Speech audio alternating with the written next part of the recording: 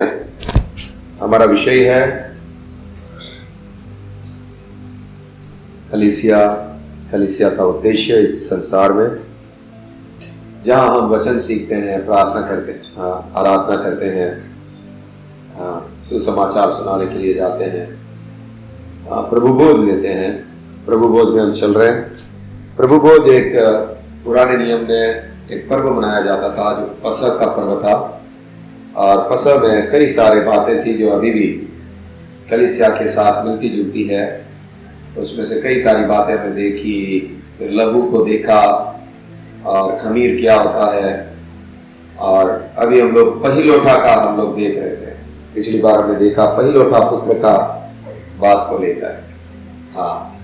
अब हम देखते हैं यीशु मसीह का चित्र। यीशु मसीह परमेश्वर का पहिलोठा है और वो बलिदान हुआ।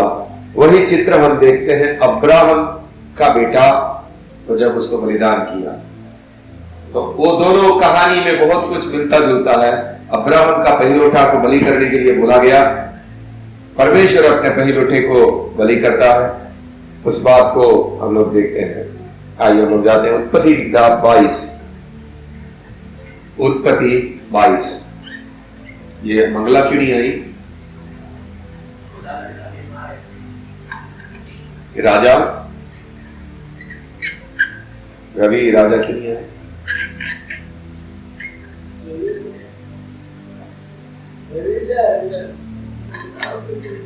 धंधा पर गए हो? हाँ जी, 22 पढ़ेंगे।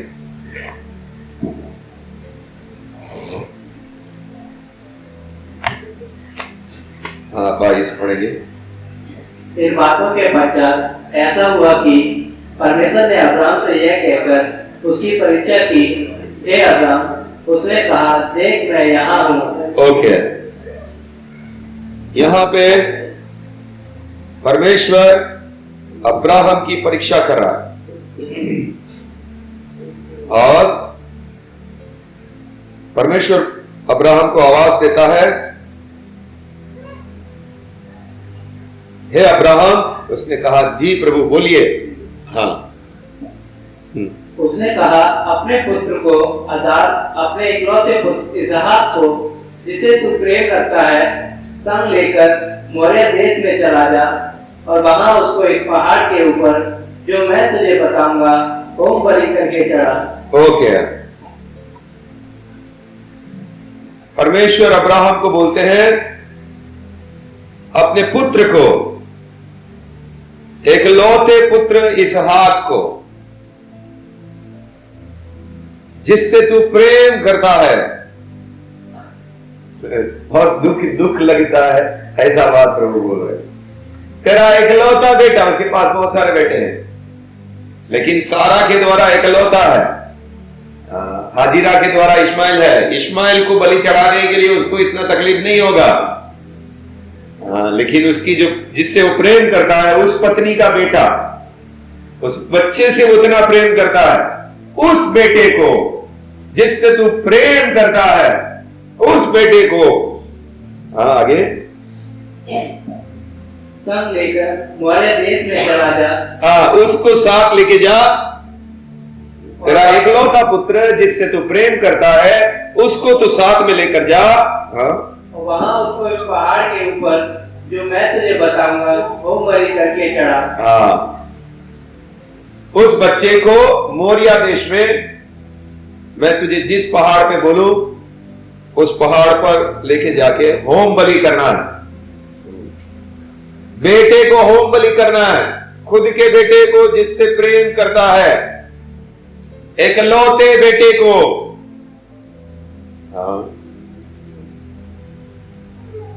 यहां पे परमेश्वर का और उसके पुत्र का चित्र है। यूहन्ना 3:16 बंद हो गया पानी के लिए।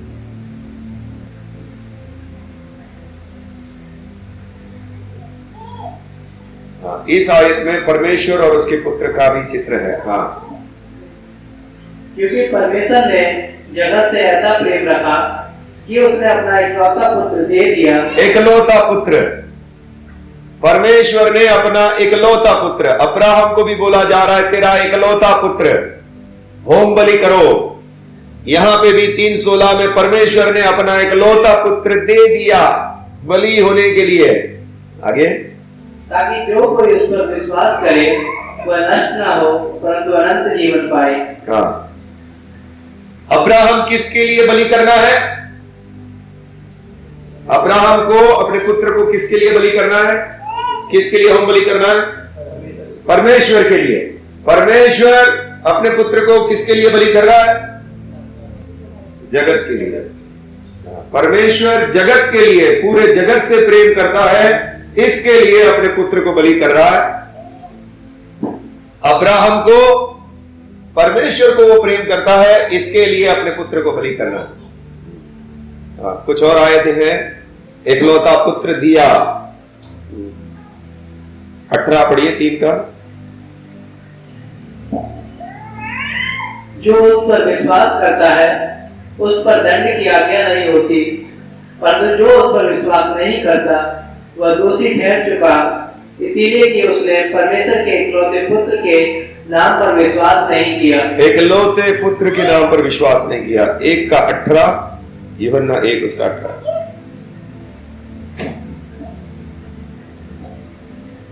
परमेश्वर को किसी ने कभी नहीं देखा, इकलौता पुत्र जो पिता की गोद में है उसी ने उसे प्रकट किया। इकलौता पुत्र, हाँ, इकलौता पुत्र। परमेश्वर के पास एक ही बेटा है, वो उसने बलि किया। अब्राहम के पास भी सारा के द्वारा एक ही बेटा है। उसके बाद 34वां भी पढ़ लीजिए। और मैंने देखा और गवाही भी दी है कि यही परमेश्वर का पुत्र है। हाँ, परमेश्वर का पुत्र, यूहन्ना गवाही दे रहा है। हम देखते हैं यहां पर उत्पत्ति 22 में परमेश्वर अब्राहम की परीक्षा करता है और बोलता है तेरा इकलौता पुत्र जो सारा के द्वारा है उसको तुझे होम बलि करना है।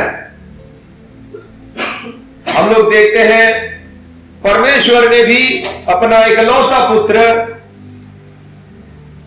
पूरे जगत के लिए बलिदान किया। देखिए, अब्राहम और हम लोग भी थोड़ा कुछ इस बात को समझ सकते हैं। एक बाप अपने खुद के बेटे को उसके गले के ऊपर उसको छुरी घुमाना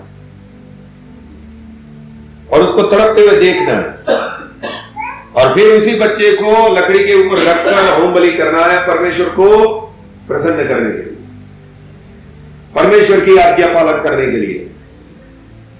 आसान होगा? अब ये सिक्का घुस गया था, सिर्फ सबको फेंक के आ गया, मेरी बेटी को बचाना है। उसका 1800-2000 रुपए का माल बेच दिया है। 3-4 हजार 4,000 का माल बेच दिया, 2,000 इधर गया, 5,000 का मामला है। तो एक बच्चे को जान देना, जिससे प्रेम करते हैं उसको बलिदान करना, ये कितना तकलीफ वाला है। परमेश्वर का हृदय जब उसके पुत्र को बलि किया, आप जरा देखिए किस प्रकार से बलि किया है, कैसी हालत की गई है उसकी। मरियम तो थोड़े दिन के लिए उसकी मां बनी थी, तो भी उसके बारे में लिखा गया तेरे प्राण में भी तलवार आर पार होने वाली है। जब वो क्रूस पर यीशु को मरते हुए देखेगी, कुछ कर नहीं पाएगी, तड़पेगी। बेटे को क्रूस पर हाथ में भाई लटका दिया खिल्ला मार के, वो जो पीड़ा है खुद उस मरियम समझ रही है परमेश्वर के ऊपर क्या बीता होगा। परमेश्वर के पास एक ही पुत्र है जिससे वो प्रेम करता है। परमेश्वर सब कुछ उसी के लिए बनाया है। परमेश्वर अपने पुत्र को इतना प्रेम करता है, उस पुत्र को बलि कर रहा है। उसको कितना दर्द से जाना पड़ा होगा। परमेश्वर पिता को जब अपने पुत्र को ऐसी हालत में, कैसा अन्याय हो रहा। आपको मालूम है, मेरे को दिमाग खराब होता है लोग अन्याय करता है। ये पुलिस वालों का भी जो वो लोग करते हैं, मेरे को इतना बुरा लगता है ये लोग क्या कर रहे हैं, और गुस्सा भी इतना आता है। अगर परमेश्वर ने क्षमा करने के लिए ना बोला होता, अगर परमेश्वर ने बुराई का सामना ना करो, बदला ना लो, ऐसा ना बोला होता, तो हम नहीं छोड़ने वाले ऐसे लोग। हमसे अगर कुछ हो सकता है तो हम करेंगे, हम जरूर सामना करेंगे, हम जरूर वार करेंगे। लेकिन परमेश्वर ने हमें ऐसा नहीं सिखाया। कैसा अन्याय वो सह रहा है, परमेश्वर अन्याय सह रहा है। परमेश्वर का पुत्र कैसी परिस्थिति से जा रहा है और पिता देख रहा है, कुछ नहीं कर पा रहा। आप जरा सोच लीजिए, मेरा पिताजी कमिश्नर है और कमिश्नर है, सब कुछ कर सकता है, और उसका बेटे के ऊपर अन्याय हो रहा है, पुलिस वाले उसको मार रहे हैं, उसको सिर्फ एक आवाज देनी है, ओए क्या कर रहे हो, मेरा बेटा है वो, उसको। लेकिन वो कमिश्नर को सहना पड़ रहा है, वो अन्याय वगैरह सब दुख वगैरह तकलीफें जो भी उसके बेटे के साथ हो रहा है, निर्दोष के साथ। चलो कुछ गलत किया है तो इतना दर्द नहीं होगा, लेकिन कुछ नहीं किया है, निर्दोष है, बचाने के लिए आया है, प्रेम करने के लिए आया है, सच्चा मार्ग दिखाने के लिए आया है, नरक से बचाने के लिए आया है। ऐसे पुत्र को ऐसी परिस्थिति से जाना पड़ रहा है, ऐसे पुत्र को ऐसा बलिदान होना पड़ रहा है। एक बाप के ऊपर क्या बीती होगी आपको मालूम है, आगे हम पढ़ेंगे। अब्राहम को बोला तुझे 3 दिन चल के जाना है, अभी बोल दिया तुझे बलि करना है, अभी 3 दिन तक उसका दिमाग खराब होगा कि परमेश्वर की आज्ञा पालन करूं कि ना करूं। परमेश्वर को बोल देता हूं, प्रभु ये मेरे से नहीं होगा। 3 दिन उसकी परीक्षा हो रही है, 3 दिन उसको चल के जाना है, एक जगह रुकना है, रात सोना है, रात में भी उसको वही दिखाई देगा, दूसरे दिन चल के जाना है, वापस सोना है। इतना प्यारा बच्चा, 25 साल इंतजार करने के बाद एक बच्चा मिला, वो 13 साल का हो चुका है, 13 साल तक उससे इतना प्यार हो चुका है, अब इसको बलि करना है। तो इसमें परमेश्वर के दर्द का एहसास हम कर सकते हैं कि एकलौता पुत्र देना क्या होता है। एक ही बेटा है, एक ही बेटा है, और उसको इतना तकलीफ से जाना है, उसको इतना पीड़ा से जाना है। ओके, उसके बाद हम आगे बढ़ते हैं उत्पत्ति 22। तो दूसरी आयत में हमने देखा एकलौता पुत्र का चित्र अब्राहम और परमेश्वर में कैसा मिलता है। हाँ, दूसरी बात यहां पे एक बात लिखी है, मोरिया पहाड़ के ऊपर। ये मोरिया पहाड़ कौन सा है, इस पहाड़ पर क्या हुआ है, किसी को मालूम है? मोरिया पहाड़ एक खास पहाड़ है, इस पे कुछ हुआ, किसी को मालूम है? दूसरा इतिहास 3 का 1।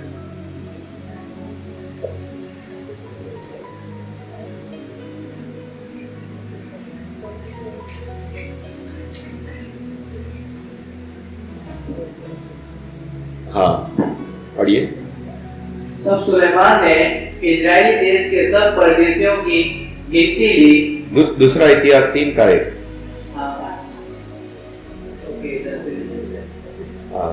तब सुलेमान ने यरूशलेम में मोरिया नामक पहाड़ पर उसी स्थान में यहोवा का भवन बनाना आरंभ किया, जिसे उसके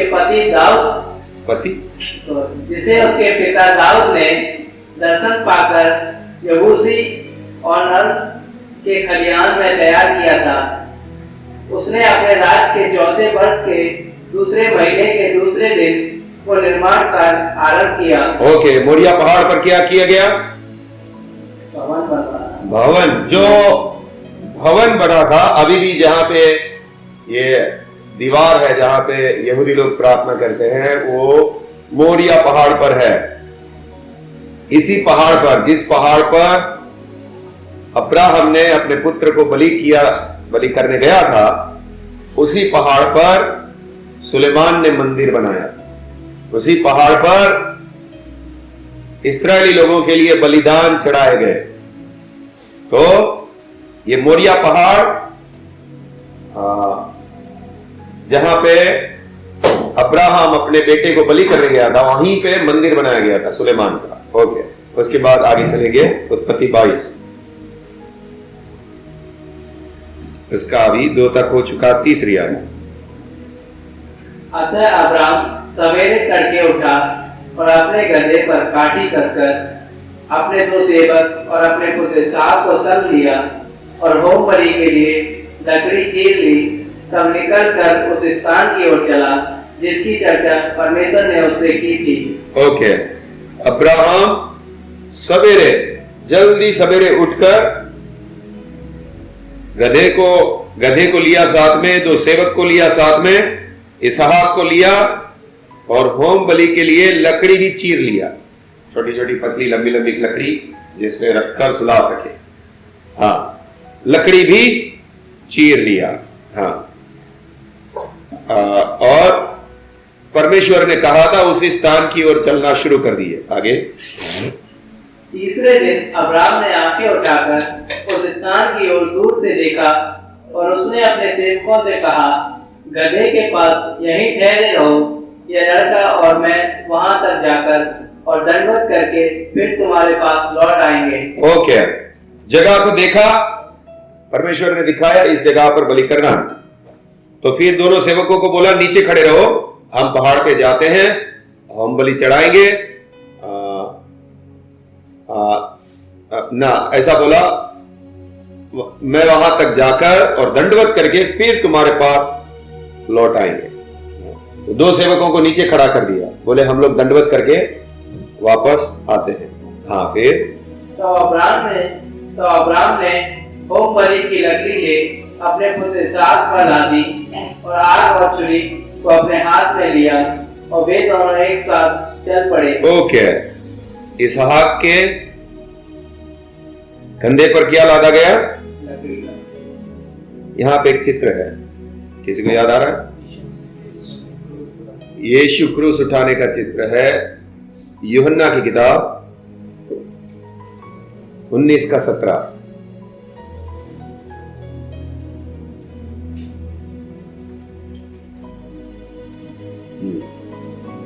तब वे यीशु को ले गए और वह अपना क्रूस उठाए हुए उस स्थान तक बाहर गया जो खोपड़ी का स्थान कहलाता है और इब्रानी में गुलगुता। ओके, अब्राहम अपने बेटे के कंधे के ऊपर लकड़ी लाद देता है, उसको जिस पे वो मरने वाला है, उसी लकड़ी को लेकर पहाड़ पर जा रहा है। और यहां पर यीशु मसीह भी हम देखते हैं लकड़ी उठाकर, क्रूस उठाकर पहाड़ की तरफ जिस पे वो मरने वाला है जा रहा है। ओके, आगे हम देखते हैं, 6 तक हो चुका है। 7। इसहाक ने अपने पिता अब्राम से कहा, हे मेरे पिता। उसने कहा, हे मेरे पुत्र, क्या बात है? उसने कहा, देख, आग और लकड़ी तो है, पर होम बलि के लिए भेड़ कहाँ है? इसहाक भी सोच रहा है, होम बलि करने जा रहे, लेकिन भेड़ का बच्चा किधर है? तो बलिदान करने के लिए भेड़ किधर है? आगे वो भी सोच रहा है, क्योंकि उसके पिताजी को कई बार देखा, वो बलिदान करते हैं, भेड़ को चढ़ाते हैं, लेकिन आज किधर, आज क्यों नहीं लिया? हाँ, आगे अब्राम ने कहा, हे मेरे पुत्र, परमेश्वर होम बलि की भेड़ का उपाय आप ही करेगा। और वे दोनों संग संग आगे चलते गए। अब्राहम का विश्वास है, परमेश्वर जरूर भेड़ का इंतजाम करेगा। तो चल, मुझे कुछ मालूम नहीं है, लेकिन जरूर परमेश्वर ने कुछ योजना बनाया। हाँ, आगे जब वे उस स्थान को जिसे परमेश्वर ने उसको बताया था पहुंचे, तो अब्राम ने वहां वेदी बनाकर लकड़ी को चुन चुन कर रखा और अपने पुत्र इसहाक को बांधकर वेदी पर की लकड़ी के ऊपर रख दिया। फिर अब्राम ने हाथ बढ़ाकर छुरी को ले लिया कि अपने पुत्र को बलि करे। वहां पे गए, पत्थर इकट्ठे किए, वेदी बनाई, वेदी के ऊपर लकड़ियां रखी और बेटे को सुला दिया। सुलाने के बाद छुरी उठा रहा है गर्दन को काटने के लिए। वो इधर की नस काटते हैं बकरे की ऐसे। हाँ, फिर तब यहोवा के दूत ने स्वर्ग से उसको पुकार के कहा, हे अब्राम। उसने कहा, देख मैं यहाँ हूँ। कौन पुकार रहा है? यहोवा के दूत ने। यहोवा का दूत पुकार कर कह रहा है, हे अब्राहम, हे अब्राहम। तो रुक गया, छुरी उठाया हुआ है। हाँ मैं यहाँ हूँ। आगे उसने कहा, उस लड़के पर हाथ मत बढ़ा। हाँ जी, मत हाथ लगा, मत उसको मार। आगे और ना उससे कुछ कर, क्योंकि तूने जो मुझसे अपने पुत्र वरन अपने इकलौते पुत्र को भी नहीं रख छोड़ा, इससे मैं अब जान गया कि तू परमेश्वर का भय मानता है। ओके, ये जो दूत है वो क्या बोल रहे हैं? तूने किससे अपने पुत्र को नहीं रख छोड़ा?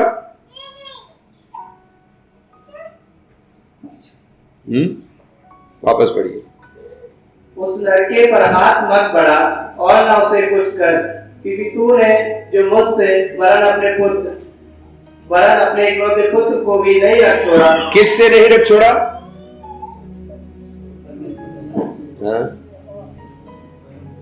नहीं, दूत बोल रहा है तूने मुझसे इसको रख नहीं छोड़ा। तो ये दूत कौन है? प्रभु यीशु मसीह है। ये परमेश्वर, मतलब दूत को यह बोलना चाहिए कि मैं परमेश्वर की ओर से आया हूं। अगर स्वर्गदूत होता कोई तो वो ऐसा बोलना चाहिए कि मैं परमेश्वर की ओर से आया हूं और तूने परमेश्वर से अपने बेटे को नहीं रख छोड़ा। लेकिन वो बोल रहा है तूने मुझसे अपने बेटे को नहीं रख छोड़ा, मतलब वो स्वयं परमेश्वर है। तो वो परमेश्वर कौन है? ये दूसरा नंबर वाला परमेश्वर है, यीशु मसीह। हाँ आगे। तो अब्राहम ने आंखें उठाई और क्या देखा? नहीं, एक और बात इसमें मालूम पड़ता है। देखिए 12वीं आयत, वापस पढ़िए।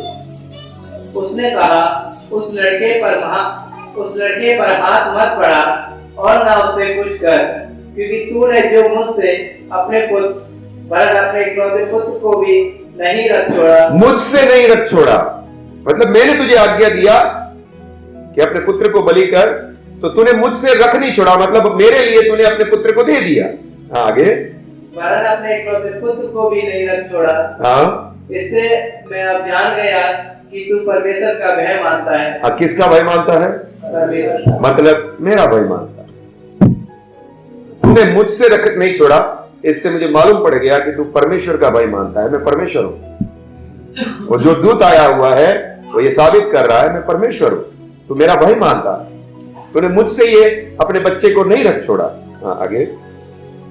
तो अब्राहम ने आंखें उठाई और क्या देखा कि उसके पीछे एक मेढ़ा अपने सींगों से एक झाड़ी में फंसा हुआ है। ओके,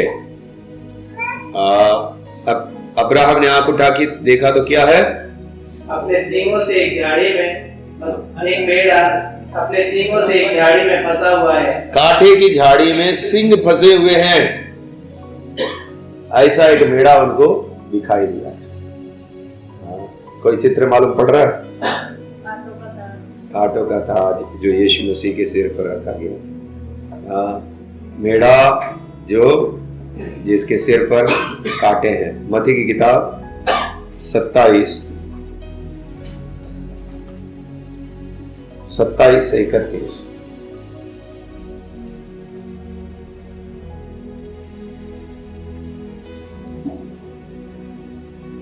तब हाकिम के सिपाहियों ने यीशु को किले में ले जाकर सारी पलटन उसके चारों ओर इकट्ठी की और उसके कपड़े उतार कर उसे लाल रंग का बागा पहनाया और कांटों का मुकुट बूंद कर उसके सिर पर रखा। कांटों का मुकुट बूंद कर उसके सिर पर रखा। हाँ, मेढ़ा जो कांटों में फंसा हुआ। हाँ, यीशु मसीह का चित्र। आगे। और उसके दाहिने हाथ में शंकर डाल दिया और उसके आगे घुटने टेक कर उसे ठट्ठा में उड़ाने लगे और कहा, हे यहूदियों का राजा नमस्कार। हाँ ओके। ये मेढ़ा है, उसके 2 सींग है और वो कांटे में फंसा हुआ है। ये सींग भी राज्य को बताता है, राजा को बताता है। प्रकाशित वाक्य 17:12। ये प्रभु यीशु मसीह राजा है उस बात को बताता है। ये 2 सिंह। हाँ, जो 10 सिंह तूने देखे वे 10 राजा हैं जिन्होंने अपना 10 सिंह क्या है? 10 राजा हैं। 10 राजा। सिंह राजा को बताता है, राज्य को बताता है, और ये मेढ़े के 2 सिंह है, यानी स्वर्ग और पृथ्वी दोनों का वो राजा है। यीशु मसीह का चित्र है।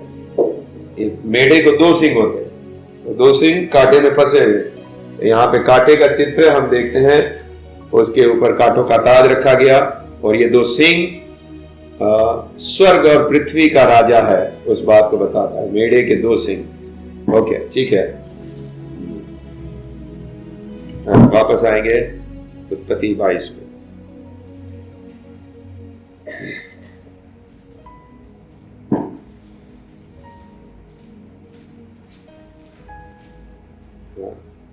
कहां तक पढ़ा था? 13 पढ़िए वापस। तो अब्राम ने आंखें उठाई और क्या देखा कि उसके पीछे एक मेढ़ा अपने सींगों से एक झाड़ी में फंसा हुआ है। अतः अब्राम ने जाके उस मेढ़े को लिया और अपने पुत्र के स्थान पर उसे होम बलि करके चढ़ाया। पुत्र के स्थान पर होम बलि करके चढ़ाया।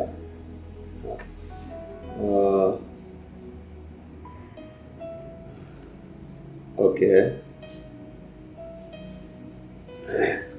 पुत्र के स्थान पर उसको होम बलि करके चढ़ाया। 1 मिनट। हाँ, इब्रानियों 11, 17, 19।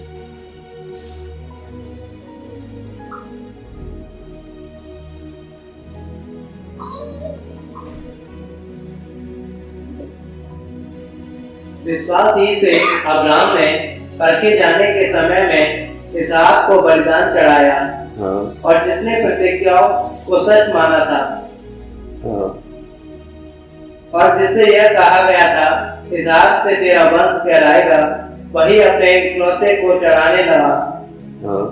क्योंकि उसने मान लिया कि परमेश्वर सामर्थी है कि उसे मरे हुओं में से जिलाए। अतः उन्हीं में से दृष्टांत की रीति पर वह उसे फिर मिला। दृष्टांत की रीति पर फिर मिला, यानी कि परमेश्वर ने भी अपने पुत्र को जब बलि किया तो उसको वापस मिला उसका पुत्र। कैसे? 3रे दिन वो जिंदा हुआ। इसहाक भी एक रीति से बलि किया गया और वापस भी मिल गया। ये उसके पुनरुत्थान को बताता है। अब्राहम को अपना पुत्र वापस कैसे मिला? अब्राहम ने कब उसको बलिदान कर दिया? जब उसने अपना मन बना लिया कि मैं अपने पुत्र को मार दूंगा परमेश्वर की आज्ञा पालन करने के लिए, उसी समय उसके मन में अपने पुत्र को बलि कर दिया।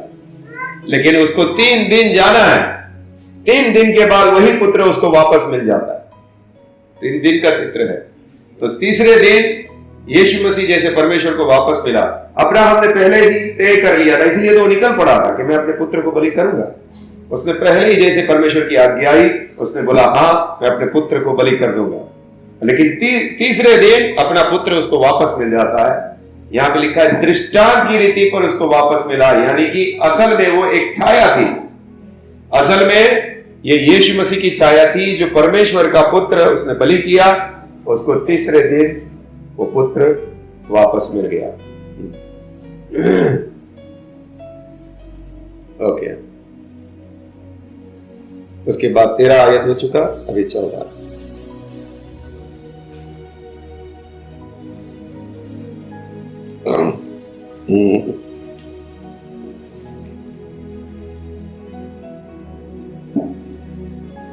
अब्राम ने उस स्थान का नाम यहोवा यिरे रखा। इसके अनुसार आज तक भी कहा जाता है कि यहोवा के पहाड़ पर उपाय किया जाएगा। यहोवा के पहाड़ पर उपाय किया जाएगा। यहोवा यिरे, हमारा परमेश्वर उपाय करने वाला परमेश्वर है। कैसी भी परिस्थिति में वो उपाय करके देगा।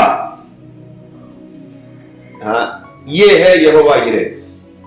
कहीं से भी कोई चीज, चारों तरफ वो तो रेगिस्तान है भाई, यहां तो अभी क्या हो सकता है, कुछ उपाय नहीं हो सकता। लेकिन ऐसे समय में भी एक किसी का झुंड वहां से निकला होगा, भेड़ बकरी का, उसका एक मेढ़ा वहां पे फंस गया है। मैं जब जरूरत पड़ी तो मैं अच्छा मेरा इधर ही है। तो उपाय करने वाला जब कहीं से भी कुछ भी नहीं हो रहा है तभी भी वो उपाय करने की शक्ति रखता है। उपाय करने वाला जितने भी उसके डरवैये हैं या जितने भी उसके ऊपर भरोसा करके चलते हैं उनके लिए वो उपाय करके देता है। एक बार मुझे मध्यस्थी में पहुंचना था, 7 बज चुके हैं, 8:30 बजे मध्यस्थी है और मैं गोरेगांव से आ रहा हूं। और गोरेगांव से आ रहा हूं कौन सी जगह मालूम है? अपना एसवी रोड पे वो जो ब्रिज है जो अपना इनऑर्बिट से इनके यहां जाने वाला, वो ब्रिज से नीचे से मैं आ रहा हूं एसवी रोड से। और जैसे ही आ रहा हूं वो गाड़ी का, समीर भाई वाली गाड़ी थी मेरे पास, वो सब टूट गया अंदर का, आगे भी नहीं जा पा रही है, हिल भी नहीं रही है। मैं बोला मध्यस्थी कैसे करेंगे आप?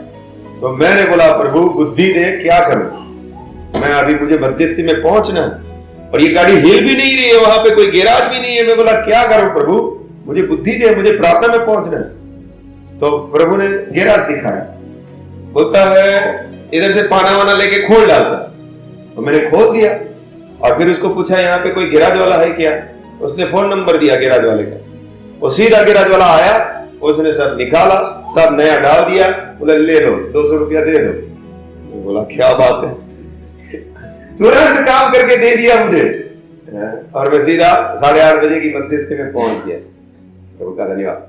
उपाय करने वाला परमेश्वर कैसी भी परिस्थिति में उपाय करके देगा। सुरेंद्र नगर में मेरे को पकड़ लिया पुलिस ने। अभी सुरेंद्र नगर में कभी गया भी नहीं, वहां पे मुझे कोई पहचानता नहीं है और वहां पे जामीन चाहिए मुझे छुड़ाने के लिए, जामीन चाहिए। पुलिस वालों ने पकड़ लिया है, अब जामीन के बिना छोड़ेंगे नहीं, मुझे कोर्ट में खड़ा करेंगे।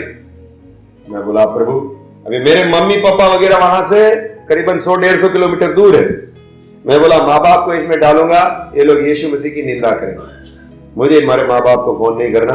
मैं बोला प्रभु अगर आपको कहीं इंतजाम कर सकते हो तो करो, नहीं तो मैं जो भी वो लोग 15 दिन जेल में रखेंगे, जो भी गलत किया उसको, या तो जामीन पे छोड़ो या तो 15 दिन जेल में रखेंगे। तो मैं बोला प्रभु मैं किसी को, मेरे रिश्तेदारों को फोन नहीं करूंगा, वो लोग आपके नाम की निंदा करेंगे, तो मेरे को नहीं चाहिए। तो मैं जैसे ही खड़ा हूं मेरे को प्रभु डाल रहा है, ये पास्टर का ससुर इधर में रहता है, एक पास्टर है जूनागढ़ का, उसका ससुर वहां पे रहता है, सुरेंद्र नगर करके एक शहर है गुजरात। और मैंने उसको फोन किया, वो पास्टर को, बोले हाँ रुको तुरंत फोन कर रहा हूं। एक पैर पे खड़े हो गए हो साहब, और जामीन के लिए खुद के घर के पेपर होने चाहिए, खुद की प्रॉपर्टी कुछ होनी चाहिए, वही जामीन बन सकता है उस शहर में। तो बोलता है आपका नसीब अच्छा है, अभी 3 महीने पहले ही पापा ने एक जमीन खरीदी थी, इसके लिए उसके ऊपर आपका जामीन हो रहा है। 3 महीने पहले हमारे पास कोई जमीन था ही नहीं, अभी 3 महीने पहले हमने जमीन खरीदा है, इसके लिए हम लोग जामीन बन पा रहे। मैंने बोला धन्यवाद। यहोवा यीरे उपाय करने वाला परमेश्वर। अभी भी पुलिस वाले हमको फिट करने वाले थे, मैं बोला गया मैं, वो लोग ने सीधा बोला पुलिस वाले पे हाथ उठाता है, गलत इल्जाम डालना चालू कर दिया। और मैंने सोच लिया भाई अभी तो जेल की हवा शुरू हो गई, अब मुझे लोग कितने साल के लिए डालेंगे देखते हैं। तो अंदर गया तो मुझे लगा ऐसे बिठाएंगे, कुर्सी थी अच्छी है आराम वाली, मैं बोला ये सब उल्टा पुल्टा कैसे हो रहा है, और सब खड़ा हो गया, सब ऑफिसर लोग भी खड़ा है, सुन रहा है वचन मेरा, मैं जो बता रहा हूं पुलिस स्टेशन के अंदर। यहोवा यीरे भाई, उन लोगों को ज्यादा कुछ बोलने ही नहीं दिया परमेश्वर। उपाय करने वाला परमेश्वर किसी भी परिस्थिति में उपाय कर सकता है। वो जहां पे आपको लगे कि यहां तो कुछ हो ही नहीं सकता, ऐसी परिस्थिति में भी उपाय करके देगा। सिमसोन 1000 लोगों को मार के आ रहा है, बोल रहा है प्रभु मेरे को इतना प्यास लग रहा है, मैं अगर इसमें गिर गया तो ये लोग मेरे ऊपर चढ़ाई कर देंगे। तो उसने वहां से इकट्ठा किया तो वहां से पानी निकलने लगा, पानी पी के वापस खड़ा होकर वापस मारना चालू कर दिया।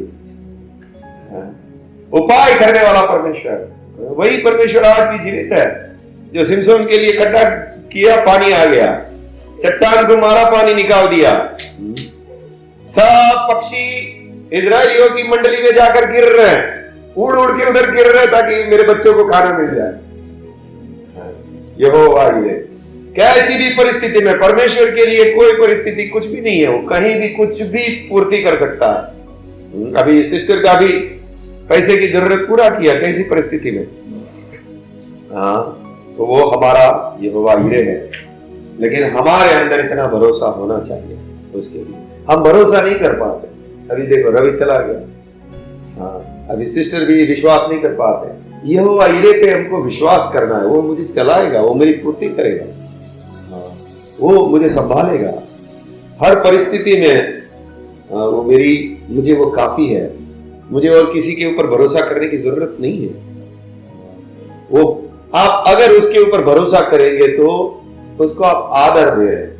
अगर आप भरोसा नहीं कर रहे तो आप उसको आदर नहीं दे रहे।